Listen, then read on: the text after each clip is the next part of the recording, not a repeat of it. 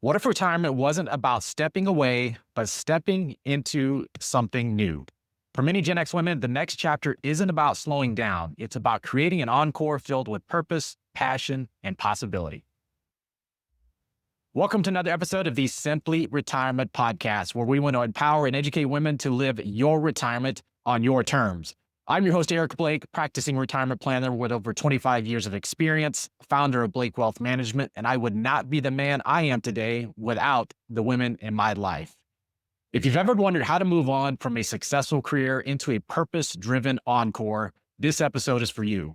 You're going to walk away with insights and strategies to help you feel confident, strategic, and supported as you plan your next chapter.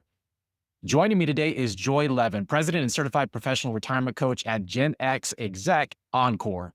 Joy is passionate about helping high-achieving Gen X professionals reimagine what's next, not just retiring, but creating an encore life that blends purpose, passion, and new opportunities. With nearly 3 decades as a market research consultant and entrepreneur, she brings both professional insight and personal experience to guiding clients through one of life's biggest transitions. Joy Levin, welcome to the Simply Retirement Podcast. Thank you so much for having me. I'm really excited to be here. Awesome. So before we dive in, I have to say there's a statement that I read on your website as I was preparing for our conversation today that says life after building a successful, high-achieving career or profitable business isn't about slowing down. It's about finding what lights you up. I thought that was such a powerful message, and I'd love to start there. What inspired that message? How does it reflect your approach to helping Gen X find that next step in the next phase of life and working with them on the next chapter? Yeah, it's a great question. So there are a number of, let me unpack my answer to that because there's a couple of different pieces of it. So I'll start with, for 30 years, I've been a solo proprietor and not in retirement coaching, in a market research consulting business. And during that time, I was finding that, so first of all, I did it for almost 30 years. And so I started to think, what else is next? Like, what else is out there? Because I feel like there's just so much people have left to do and to create. So that was part of it. And then I started having conversations with my clients where they would say, I'm thinking retiring, but I can't because I just don't know what else I would do. And so it was all these things coming together. And so I was on my own journey and I heard theirs and I came upon retirement coaching and I thought, this is perfect. This is the answer. It's really about helping people figure out or empowering them to figure out, what's going to be their purpose after their full-time career. One of the things I just kind of said is we conceivably have 10 or 15,000 more days ahead of us. And to think of just doing one thing or just being on the golf course or whatever for all that time, it's just not going to do it. Even people I talk to will say, I love being retired. I've found things I like, but I still feel like there's something missing. Like that purpose and that relevance is just not there. I like spending time with my grandkids or, doing hobbies. And so I realized that there is this space, especially for Gen X, who I identify so closely with as I'm a member of Gen X. Yes. So I get it. I totally get where they're coming from. And so it's really a matter of working with them in a variety of ways to figure out what is going to be that purpose for them.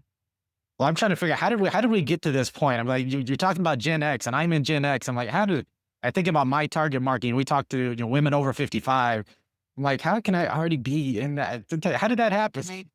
It's crazy. I know it happened so fast. And I think especially for Gen X, we've always been called like the forgotten generation. And so it's almost like we forgot ourselves that we're getting older. Wait, how did that Right. happen? Well, I think it's funny. I'm sure you've seen that there's post on social media, all this stuff about Gen X, and did you really have to drink from the water hose? I think those are awesome. I love those. But I think one of the things that's interesting, and I know I feel this as well, but you think many high achieving professionals as business owners, they struggle with that identity after leaving a long career. Can you talk about that? What are some of the most common challenges you see people facing when they're trying to make that transition?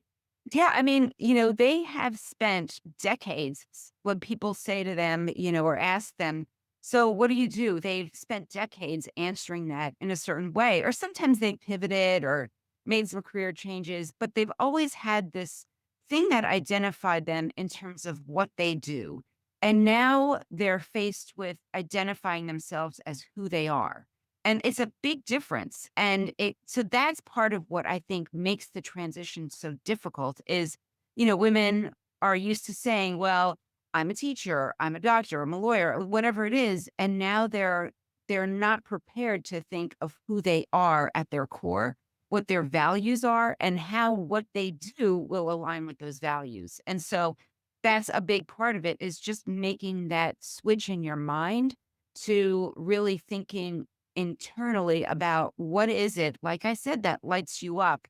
And it takes some exploration and some time. And really, the best time to do that is a few years before you retire so that you have time to put things in place. Yeah. Well, they just, I get to ask this question a lot in terms of retirement planning. When's the best time to start?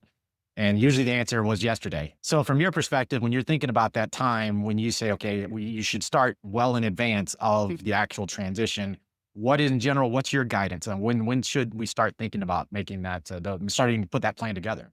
Yeah, I work with people and sometimes it's like a 2 to 5 year time frame is a really good sweet spot because by that point you have some idea of when you have some sense of what you've accomplished. You also have some sense of the skills that you have used throughout your career that have made you successful, have gotten you to a certain point. But what you don't really realize is that some of those skills are not going to serve you well in a retirement. Things in terms of relationships, how you spent your time, what was kind of powering you through. And so that's a good amount of time for you to have a grasp on what those things are and still have time to reincorporate how those might shift so that you are prepared when the time comes. So I usually tell people like 2 to 5 years, but I work with people who have a shorter time frame and people who have already retired. And like I said, have found some things they enjoy, but are missing that piece. Well, I think that's it's interesting that you use that 2 to 5 year time frame because it's very similar to what we do. When you're in that window of time, now's when I got to really start thinking about, what is my strategy going to be around Social Security? Where are my income sources actually going to be coming from? Is one of those sources going to be work? Am I going to actually work part time? What if so? What am I going to do? And I think one of the things that is interesting about your process is your framework that you use for coaching. So I'd love to hear you can walk through what your framework looks like and how you feel like it helps people design that encore life. Yeah, no, I love talking about this because it involves this iconic imagery and just cultural element of what we grew up with. And I call it from mixtapes to meaning. I Only remember Gen X watching a knows show what about it. a mixtape is, all right? And you're right. Like Lou and Gen X did, like we were always making these mixtapes, whether they were themed or, just you'd tape songs off the radio and be like, this is now what I'm going to be listening to, or you'd make them for friends. So that's kind of how I shape the framework. So the first step is really the rewind, right? It's thinking back and rewinding that tape to reflecting on your past and just kind of your values and what brought you fulfillment in the past, because that can give you some really good hints to what will bring you fulfillment in the future. Things we have left behind, hobbies we had, or just things we did growing up can give you some insight into, oh, I really enjoyed that and I've missed it. So that's kind of, one of the first steps. And then we talk about remixing. So again, that, music metaphor, it's finding out, okay, so this is how I did it then, and this is how I can do it now. Or remixing, like I talked about those skills that you've developed. I had this before. I've developed these new skills. How can I merge them together? So one good example of that is people find that they enjoyed, talking to their friends when they were growing up or doing things with their friends. And then they had this career. And so one way they do it is by consulting, right? They step away from that full-time career but find that they enjoy consulting and talking to people and helping them with the same things they gained in their career. So that's one, kind of the remix that I've seen a lot. And then there's a reset. It's saying, okay, well, so now how am I going to take these things forward? So it could be consulting, it could be volunteering, it could be a passion project. So it's really thinking in terms of how much time do you want to spend on it? How do you want to structure your time around it? So there's that, reset component. And then there's the reconnection. A lot of what we do in our careers is we're not making friends the way we used to. And so when you retire, a lot of women realize, wait, either my friends are still retiring or they've moved away or they need to reform some of those friendships. Some of them have been built on, oh, these were my kids' friends and we became friends with their parents. But it's also different when you retire. So, or have an encore. So it's thinking about, okay, how can I make these reconnections? What is my social driver? What am I looking for? What relationships fill certain roles, but what are the roles that are gaps that I want to fulfill? And then it's really reviving. It's saying, okay, so now it's taking that whole package into the future, and saying, well, how can I apply these new skills? How can I reform these relationships? So it's kind of these 5 R's, I call it, in this mixtapes to meaning framework. So that's a long explanation of Oh, that's awesome. how the That's awesome. Well, I think the pretty important thing about any type of framework, or, we talk about our Simply Retirement Roadmap process where we start helping put these pieces together. Because I think one of the things that I would love your input on is, there's always going to be that fear of starting over, of self doubt. You and I, when we first talked, we even talked about ageism and the worries about Oh, what yeah. happens in situations like that. So some of these, and these are obviously real barriers. So how do you help clients kind of shift that mindset to see really what's possible for them? Yeah, I love that framework you have, that roadmap, because one of the things that we talk about is that this truly is a journey, right? This is not, as I'm sure in your field also, it's not a one and done. Like you're probably always revisiting the financial Yeah, plan. What absolutely. changes have happened? How can we tweak things? And so it's very similar in this respect where we say, okay, so let's take where we are now and build this around this framework of how life is going to look and then revisit it every so often to make sure, are you still on that road? Are you still on that pathway? Have things changed? So I kind of think of it that way. And so, the ageism part, though, that you mentioned plays a huge role for people in some of the decisions they make. So, like I was talking about consulting, a lot of people realize, you know what? The corporate life is not going to fit for me any longer. So I'm not even going to do part time. I'm not even, going to think about it the same way. I'm either going to build a consulting practice or just do a passion project and show that I have the wisdom that has been accumulated. And another exciting movement that I've seen is this intergenerational workspace that some forward thinking companies are starting to take advantage of, realizing if I lose all that experience, then who's gonna replace that? And so it's making sure employers understand that there are ways to incorporate that. So, whether it be part-time or having people come in as a consultant, they have that all that knowledge. So having them stay on board in that consultative role can be a big win for both sides. But I think that's a difficult part is again the different communication styles and how one generation communicates with the other. Are there any specific exercises or anything that you've seen successful in that area as far as just again improving that communication gap? Yeah, a lot of people are doing like reverse mentoring where they find younger people to mentor older people and okay, or more mature or more experienced people. And this is some of how we communicate now. And whereas the more mature person can say, okay, that's really interesting that I need to reframe how I communicate.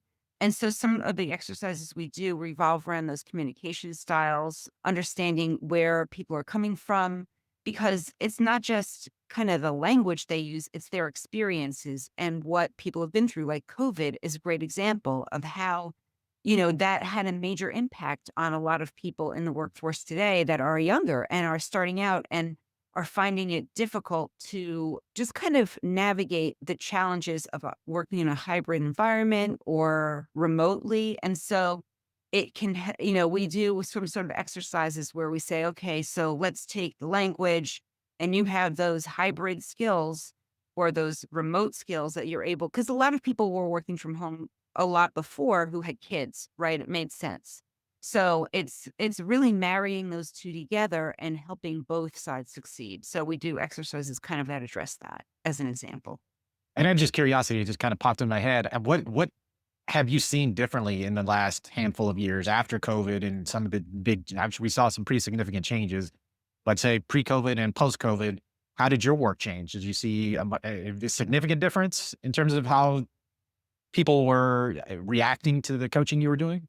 Yeah, in some degree, for example, just using Zoom, right? Like I wasn't using it. I mean, I have been, like I said, a sole proprietor for many years. And so I've worked from a remote environment for much of that time. And so it was understanding people weren't really comfortable with Zoom or things like that. And so helping them navigate that in a way that they could communicate well, that they understand just because you're working from home, you still have to have a professional appearance and everything. So it was like that kind of stuff. So that's one way. And then again, just that switch, that remote environment I could tell it was going to have major implications and it wasn't going to be just a COVID thing. It was going to change how we were communicating and meeting and scheduling things and being mindful that when people have a half an hour or an hour, you have to stop. They have something probably right after this that they're not going to be driving to, that it's going to happen right after this. So it's those kinds of things that I saw a major shift in that had implications for how people were reacting to each other and communicating and just working together. Yeah. Did you feel like your skill set had to change a little bit? Because I think that's one of the things I noticed is, after that period where where basically everything was remote, and we have a lot of clients who, they're in their 60s and they like the one-on-one in person. But there's also I did see a shift where there's, right now we still see people in person quite a bit, but there's a lot of them that said, I'm actually okay with Zoom because I stay in my pajamas. I can do whatever I'm going to do. We could still talk about my retirement goals and how everything's going and tax planning and all that stuff. And I had to actually make sure I was communicating effectively and using the tools that I had available. Did you see some of that as a challenge, or was the fact that you'd been doing that for a while more of a benefit? Yeah, I think it helped. I mean, I still had to realized that the in-person was just off the table for a little while. And I've always said that working from remote has been great for me because I'm kind of an introvert. So it doesn't mean I don't have good social skills, but I get my energy from being by myself. And so there are those extroverts that love being around a lot of people.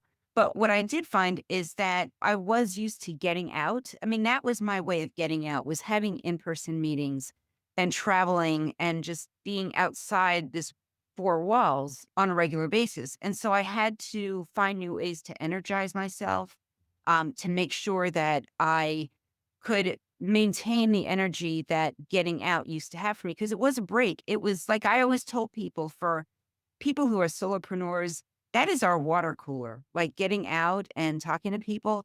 And so you really had to be mindful that you couldn't just shut that off. So one of the things I think is interesting is that, with the transition we saw as a result of COVID and more remote work was, we actually have clients now across the country as a result. Over the last handful of years, we have clients in New Jersey and North Carolina and everywhere else. So I'm curious as how that impacted your business. Did it open up your audience? Did it expand who was reaching out to you? How did that impact your business? Yeah, it definitely did. I mean, one of the things I was finding is that there were, you had to really think in terms of time zone. Like I didn't necessarily have to worry about that much before. And all of a sudden, talking to people in, California required that flexibility that you have to have. And that's one of the things about Gen X is we're very adaptable and resilient. And so because of all we've been through culturally, we have learned how to bounce back, I think, in some ways better than many other generations. And so that, I think, enabled me to quickly figure out, okay, so that this means that sometimes I'm going to be having meetings at 9 o'clock at night if it's 6 o'clock in Pacific time zone. So I think in that way, it changed things for me to really rely on those adaptability and flexibility skills. Yeah. Awesome. So what does a relationship look like with you? So somebody's interested in engaging your services, they reach out to you. Is there an introductory call? Kind of what is your process for engaging somebody who's wanting to explore that next chapter? Yeah. So we do exploratory calls, because I'm a firm believer that it has to be a good match, right? Every coach is different, every person is different. So they have to feel comfortable with me and my style and the way I work. So we do have an introductory call. It's, 20 minutes or so where we just talk about what are some of the main things they want to think about or talk about. What are they looking for in a coach? Have they done coaching before? All those kinds of things. And then if the fit feels right, we go into either a 6 or 8 week session, or I should say six Okay. or eight sessions. So sometimes they're weekly, sometimes bi-weekly, and we move through a series of exercises. The very first thing I do is I give them a checklist of probably over 100 topics so that we can really focus in on the main things they want to talk about. Is it the social aspect? Are they thinking of moving and relocating and they're struggling with that? One other thing I'll mention is I also work with couples. And so then you have sometimes two very different ideas of what the future is going to look like, as I'm sure you see Yes. as well. And it's, a challenge sometimes to merge those two ideas together and to realize, oh, wait, we haven't talked about this. There is a difference here. I had one couple who said, one person said, I want to retire and travel. And the spouse said, we have animals and I'm not sure that makes sense. And it meant them realizing, okay, so what if we're traveling and it's just a week or two a year? And that was something they both realized, okay, that I can live with. But until you have that conversation and the person saying, I want to travel, the other person is running away with that in their heads thinking, oh my gosh, this is going to be, every month we're going to be somewhere. So it's having conversations. So we do, like I said, we go over these about 100 topics so we can focus in. And then I take them through a series of exercises that look at where they are now. What do they imagine for themselves? We do exercises that are tailored toward Gen X, like the latchkey legacy, I call it. So it's, I was one of those. I was a latchkey kid, right? And so it created a lot of positive attributes for us. We became very independent. But at the same time, there were probably some negative or just unhelpful pieces of it, like I'm just going to go it on my own. And how does that impact your relationships? How has it impacted things? So it's teasing apart all those different pieces. So yeah, usually it's 6 to 8 sessions. And then at the very end, there's a takeaway where they either have a spreadsheet if they want it or just a vision board that they can reflect on. And, then after that, we can revisit it, whether it's once a year, twice a year, once every couple of years, whatever makes sense for them.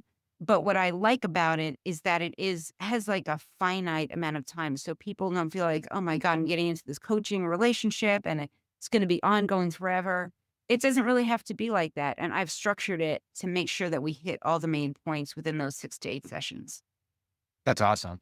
Is there just an example? I don't know if you have an example of somebody, hey, this is a person that I worked with and it really made a significant difference. Any examples you'd like to share? Don't have to mention any names, of course.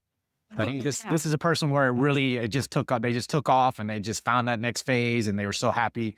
Whatever example might make sense. There are a couple that come to mind, one where I was working with an attorney and who was very used to doing things in a very certain way and never found the ability to kind of go off in her own direction. And she realized after our work together that she said, you know what, I think I want to write a book. And that was something she hadn't really thought of before. So that was very exciting. And then there was another example where one of the things that changed for this I was working with a couple and the guy had said, I don't socialize a whole lot outside of the couple relationship. And the wife said, I've realized that and I feel guilty going off with a friend and doing something and just leaving my spouse at home. And so we worked together to figure out how can he rebuild his own social circle. And he reached out to people virtually, that he couldn't have done in a different age, before Zoom or whatever. Right. And now transform that into having those weekly or biweekly or whatever calls with a friend that he hadn't talked to in a long time. So it totally transformed his ability to form these relationships and the ability for the two of them to feel like we can have our own social lives, come back together. She doesn't feel guilty anymore. So those are just two examples of little ways. And that's one thing I'll tell people is they think I'm going to have to make these big changes and transform things. And it's so intimidating and, huge. And it's sometimes it's the really little things that make a huge difference in your life. Yeah. Well, I'm glad you brought that up. That was actually what I was going to ask you next. So there's somebody out there who's listening and they're kind of in this limbo stage of, hey, I'm thinking about making a transition or trying to think about what that next phase is. whatever that something new might be, what are maybe just one or two actions you feel like they could take right now? Yeah, it's those small things. It's, sitting down sometimes with a pad of paper and just thinking through, okay, what are the things that I am worried about in this next chapter? Or what is one small thing I can then do, today or tomorrow or whatever that can set me on a new path. So if it's something like, you know what, I don't want to work full time, but I don't want to completely disconnect. What are some of the just hobbies you have? If you love animals, maybe work in a pet store part time. It's like those little things can give you a new sense of freedom, a new outlet, a new way of connecting with people that is so fulfilling. But until, just taking those little steps can make that huge difference. So that's one of the things I tell people is sometimes we just work on 3 sessions together. That's common with people who have retired, who think, "I'm happy in these ways, and I'm missing something else." We can come up with that in just a few sessions. So that's another way to just take a small step to make a big difference. Well, perfect. Well, so then how can our listeners connect with you, learn more about your services and potential coaching opportunities? Yeah, so my website is www.genxencorelife.com. They can reach out to me by email at jlevin@genxencorelife.com. I'm on LinkedIn. I'd love to just hear from them, just to reach out and tell me what their thoughts were. If they have, any ideas of what they might like to do. Yeah, that's the best way to connect. Well, that is perfect. Well, we'll be sure to include all that in the show notes and the episode summary, the website, email, all that good stuff. Joy, thank you so much for joining me. This has been an awesome conversation. As always, thank you to our listeners for tuning in. If Joy's message resonated with you and you're curious about creating your own Encore chapter, definitely encourage you to reach out to her directly. Joy works with Gen X professionals who want to be just more than that traditional retirement. They want to discover what truly lights them up in that next phase of life. Again, we're going to share her website, LinkedIn, all that in the show notes. So definitely highly recommend reaching out to her. That is it for today's episode. For all the links and resources mentioned today, you can go to the simplyretirementpodcast.com. Please don't forget to like, follow, and share the show. Until next time, please remember, retirement is not the end of the road. It's the start of a new journey. That's it for today's episode of the Simply Retirement Podcast. We hope you found our insights and advice helpful in planning for a fulfilling retirement. Don't forget to take action on what you've learned today. Visit our website at blakewealthmanagement.com to learn more about our firm and review our Simply Retirement Roadmap process to get you on the right path to the retirement you deserve. And don't forget to click the follow button to be notified when new episodes become available.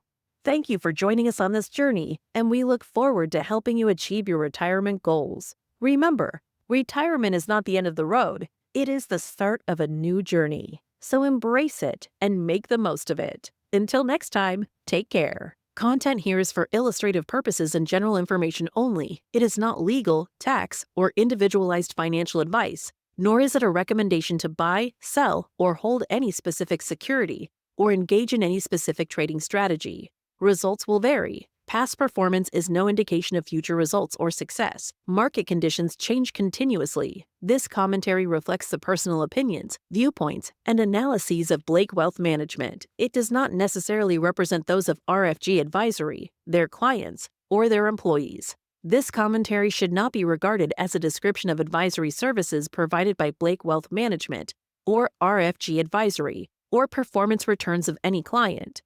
The views reflected in the commentary are subject to change at any time without notice. Advisory services offered by investment advisory representatives of RFG Advisory, a registered investment advisor, Blake Wealth Management, and RFG Advisory are unaffiliated entities. Advisory services are only offered to clients or prospective clients where RFG Advisory and its representatives are properly licensed or exempt from licensure.